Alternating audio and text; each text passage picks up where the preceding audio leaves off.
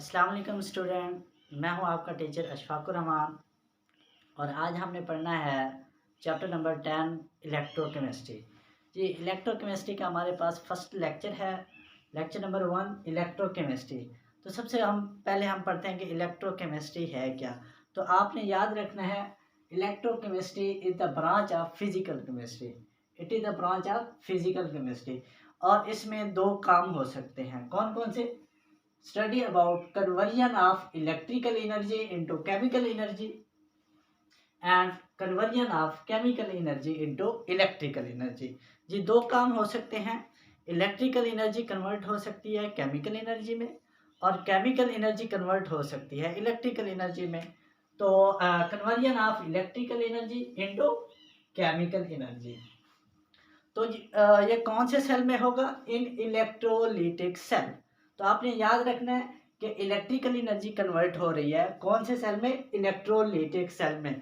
दोनों इलेक्ट्रिकल और इलेक्ट्रोलिटिक एक दूसरे से रिलेटेड है। तो इस तरह से आप याद रख सकते हैं कि जब इलेक्ट्रिकल एनर्जी कन्वर्ट हो रही होगी तो वो इलेक्ट्रोलिटिक सेल में कन्वर्ट होगी। इसी तरह and conversion of chemical energy into electrical energy. ठीक है, तो केमिकल एनर्जी जब इलेक्ट्रिकल एनर्जी में कन्वर्ट होगी तो ये कौन से सेल में होगी? वोल्टिक या गैल्वानिक सेल में। I repeat, conversion of electrical energy into chemical energy in electrolytic cell and conversion of chemical energy into electrical energy into voltaic या गैल्वानिक सेल। वोल्टिक सेल को आप गैल्वानिक सेल भी कह सकते हैं, दोनों एक ही सेल के दो नाम हैं।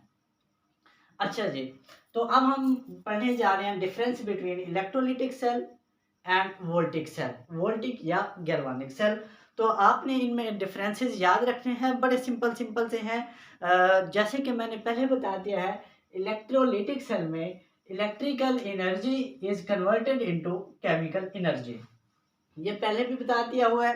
इलेक्ट्रोलिटिक सेल में यहाँ पे देखें तो सबसे इम्पॉर्टेंट और सबसे मेन जो डिफरेंस है इसमें वो क्या है कि electrical energy is converted into chemical energy.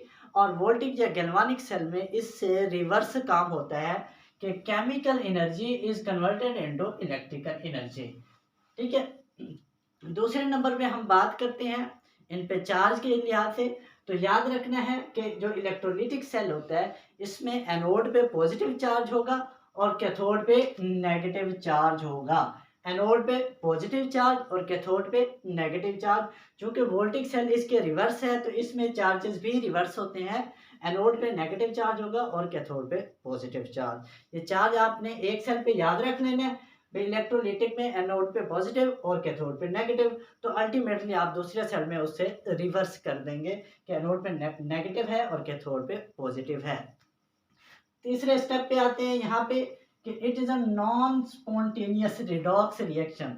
ठीक है, तो याद रखना है कि जहाँ पे इलेक्ट्रिसिटी यूज हो रही होगी, क्योंकि इलेक्ट्रिसिटी यहाँ पे यूज हो रही है और केमिकल एनर्जी प्रोड्यूस हो रही है, तो इलेक्ट्रिसिटी जब भी हम किसी रिएक्शन में इलेक्ट्रिसिटी खुद से प्रोवाइड करेंगे तो वो रिएक्शन हमेशा नॉन स्पॉन्टेनियस रिएक्शन होगा and it is a non spontaneous redox reaction. और ये उसके रिवर्स है, ये स्पॉन्टेनियस रिडॉक्स रिएक्शन है। स्पॉन्टेनियस का मतलब है कि ये खुद ब खुद हो सकता है, जबकि इलेक्ट्रोलिटिक सेल में हमें जो है एनर्जी सप्लाई करनी पड़ती है, तो ये नॉन स्पॉन्टेनियस रिडॉक्स रिएक्शन है। नंबर 4 पे आते हैं, energy required for the cell. Energy required, अभी मैंने आपको बताया ये नॉन स्पॉन्टेनियस रिएक्शन है और नॉन स्पॉन्टेनियस जो है आप चैप्टर नंबर 7 में भी पढ़ते हैं कि नॉन स्पॉन्टेनियस रिएक्शन को कंटिन्यू करने के लिए हमेशा कंटिन्यूअस एनर्जी सप्लाई करनी होती है। तो यहाँ पे जो है एनर्जी हम कंटिन्यूअसली सप्लाई करते हैं। तो energy required for the cell, ये energy required for the reaction. Reaction को चलाना चाहते हैं हम या सेल को चलाना चाहते हैं तो एनर्जी हमें देनी पड़ेगी। लेकिन यहाँ पे जो है energy produced from the cell, energy produce होगी क्योंकि हम यहाँ पे बता चुके हैं कि chemical energy is converted into electrical energy. तो इसका मतलब है यहाँ पे electrical energy, electricity energy produce होगी। जी, नंबर 5 पे आते हैं, it consist of one complete cell. इसके अंदर क्या होता है, एक कंप्लीट सेल पर मुश्तमिल होता है इलेक्ट्रोलिटिक सेल। इलेक्ट्रोलिटिक सेल एक कंप्लीट सेल पर मुश्तमिल होता है, जबकि वोल्टिक या गैल्वानिक सेल जो है वो 2 हाफ सेल पर मुश्तमिल होता है। ये मैं आपको नीचे चल के भी बताऊंगा, आप डायग्राम भी देख लें कि ये एक ही सेल है, कंप्लीट सेल है, जबकि इसके अंदर जो है वो 2 हाफ सेल हैं, एक ये है और एक ये है। तो it consist of 1 complete cell and it consist of 2 half cell. Number 6 पे चलते हैं। Do not required salt bridge, इसके लिए हमें साल्ट ब्रिज की ज़रूरत नहीं है। क्यों नहीं है? क्योंकि एक ही सेल है, तो एक ही सेल में 2 इलेक्ट्रोड डिप किए हुए हैं, उन वो ऑटोमेटिकली एक दूसरे से कनेक्टेड है थ्रू बैटरी, तो इसलिए कनेक्शन के लिए हमें साल्ट ब्रिज की ज़रूरत नहीं है। जबकि यहाँ पे जो है half cell connected by salt bridge. Salt bridge क्योंकि ये एक अलहदा सेल है और ये एक अलहदा सेल है, तो इनको दरमियान में कोई ना कोई कनेक्शन चाहिए, और वो कनेक्शन जो है हम प्रोवाइड करते हैं through salt bridge, through salt bridge. ये नंबर 7 पे आके आप डायग्राम देख लें, तो ये देखें, ये हमारे पास एक सेल है, इस सेल के अंदर ये इलेक्ट्रोलाइट है और ये 2 इलेक्ट्रोड है, और ये याद रखना है कि electrode are made up of metals. Electrode are made up of metals, तो ये मेटल से बने 2 इलेक्ट्रोड हैं, एक का नाम एनोड है, एक का नाम कैथोड है। तो ये एनोड पे जो है वो पॉजिटिव चार्ज होगा और कैथोड पे जो है वो नेगेटिव चार्ज होगा। ठीक है, मैंने पहले भी बता दिया।